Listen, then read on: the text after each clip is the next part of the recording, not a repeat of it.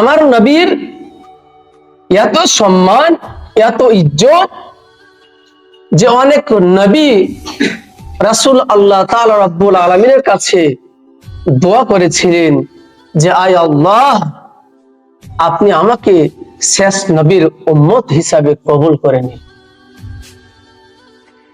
একটি নবীর দোয়া আল্লাহ তাআলা রাব্বুল আলামিনের কাছে গ্রহণযোগ্য হয়েছিল, সেই নবীর নাম কি? হযরত ঈসা আলাইহিস সালাতু ওয়াস সালাম। ঠিক কিনা বলুন?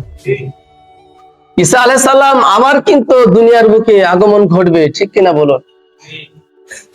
সম্মানিত হাজির, এখন হয়তো আমাদের প্রশ্ন আসতে পারে যে হুজুর, রাসূল করিম সাল্লাল্লাহু আলাইহি ওয়াসাল্লাম বলে গিয়েছেন আনা খাতামুন নাবিয়্যিনা লা নাবিয়্যা বাদি, আমি নবীগণের শেষ, আমার পরে আর নবী আসবে না।